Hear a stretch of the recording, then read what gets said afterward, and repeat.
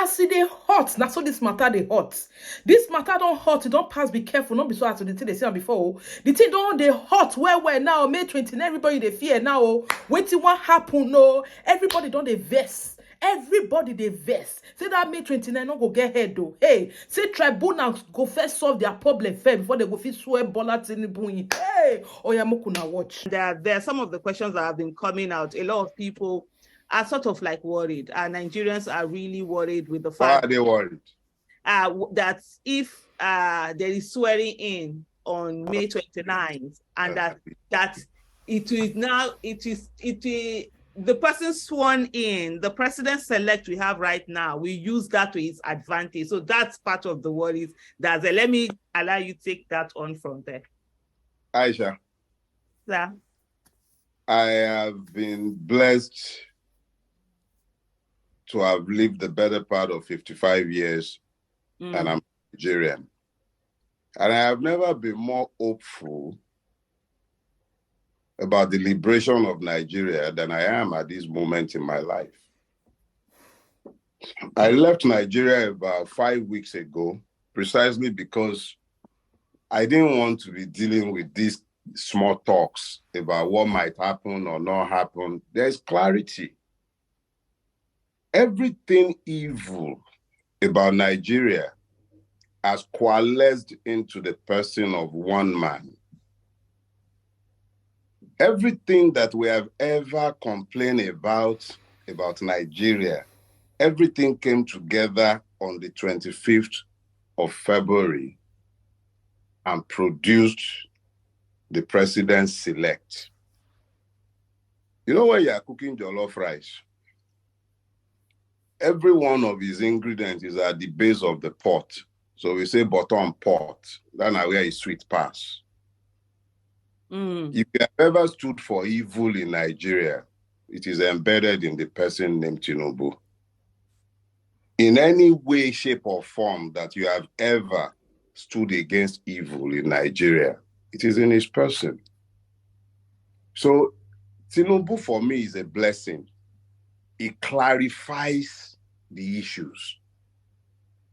If you can find accommodation for Tinubu, you're evil. It's simple. It's that simple. It's not about, because it's clear to anyone with half a brain that no election was won by Bola Ahmed Tinubu. He lost woefully. But producing him as the president-elect is the crystallization of Nigerian impunity, the madness of Nigeria. Everything that is wrong about Nigeria came together to produce this evil. So those who have any conscience in that country must of necessity forget the idiocy that has allowed them to subjectivize the truth to the point where they find reason not to support the truth. You cannot claim that it's not about the person of Gregory Peter Obi.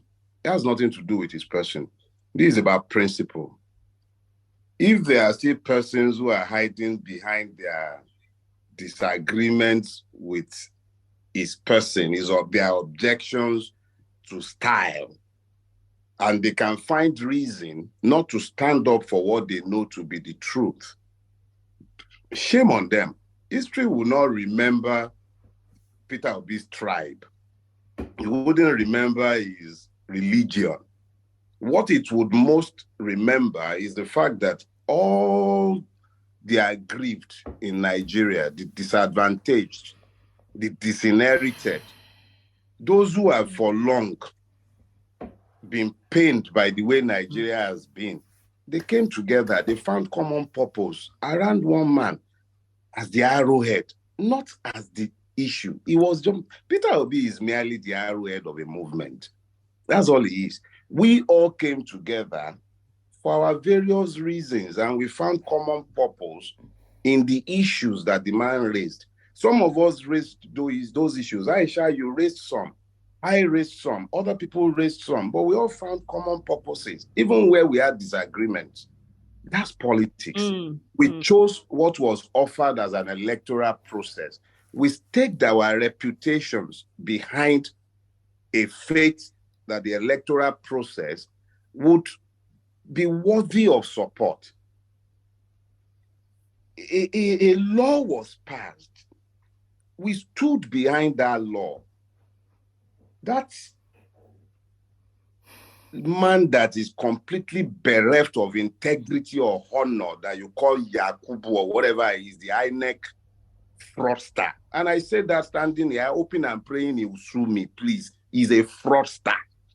That man assured all of us and the entire world that we would have elections predicated on electronic transmission of results. Beavers, IREV, billions were voted. And then the man, look, let me just put it this way. I don't know by what, there were two choices when this happened. We could have gone on the street and started making noise, offered them the opportunity to kill as they had always killed, and then we would have all been talking about normalizing the situation. We'll be talking about peace. Those of us that they would have picked up, they would have picked up. Then they will be talking about free this and free that. Then we'll be talking inauguration. And then there would be normalcy, and Nigerians, as usual, would have moved on. But we knew that that was what they would have loved. See what we done. We did not cause any fight. See all of us, peace-loving. We stand for peace, but it is not at the expense of truth. Bola Ahmed Tinubu did not win any election.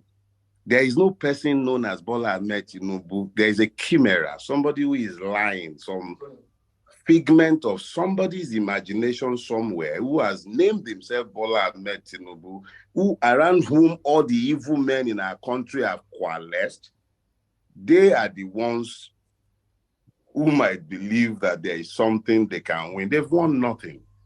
When the day comes, we'll see what will happen. Now, they never break. Maybe they say your president selects. I don't know what day they say they are doing whatever they are doing. Let the court tell us how this wuru to the answer will stand. It's always good now. Let the courts dance naked in the marketplace. You remember now? Sorry, say I just a talk go. You know, I don't bottle up too many things. No, go ahead. Go ahead, Bros. Over go 1 ahead. month. Look at it this way. When NSAS happened and they murdered all the people they murdered, and we came into the public space and spoke about how the system had massacred people. And they said we were lying. They said they were all lies. They even had people come into the public space to claim that we were lying. And then they set up the panel, and we followed them to the panel. Each and every member of the panel was nominated by the government. Each and every one of them. Nigerians like me and you, with each and every one of our many peccadillos. It included a retired DIG. A judge, a retired judge, sat at the head of that panel. I believe 2 of the members of that panel have gone on to become judges in Lagos State today. So these were average Nigerians like me and you, with all of the many peccadillos of the Nigerians. But they sat together and they came to a unanimous decision because the evidence that were placed in the public domain and before the courts were way too weighty to be discounted. This is more or less the same situation on a bigger scale. We are back before a system that we do not necessarily trust. I am a member of Ramimba. Before we went to the tribunal, we were against the tribunal. We stood outside the tribunal carrying banner, protesting against the tribunal. And then we decided, you know what?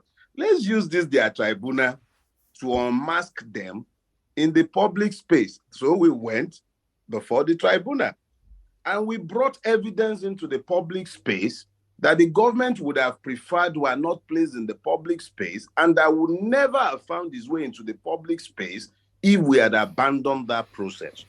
We were not going before the tribunal in any hope of justice, but we were determined to use the system to unrobe the Nigerian state.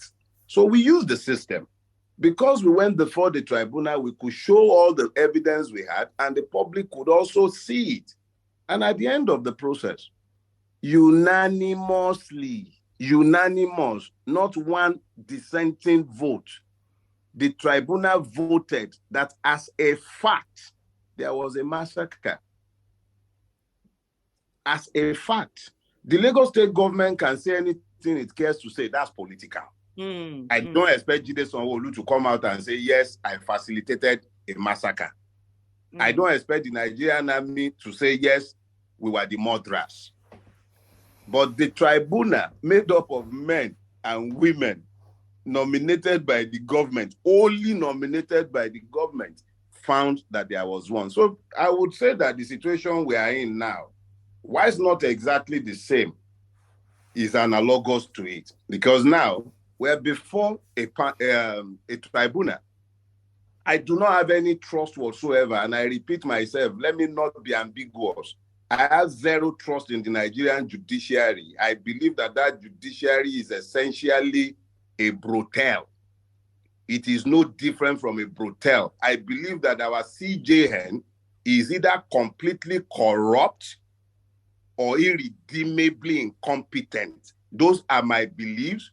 I have said this before, over a year ago, before Peter Obi or his election came to be, before anybody would start talking about the politicization of my comments. It has nothing to do with Peter Obi's comments. If anybody has the time, let them go to my Arise interview in June last year, when he was appointed the acting CJN. I was categorical in remarking that the man is either incredibly incompetent or unbelievably corrupt. And I stated the basis of my belief.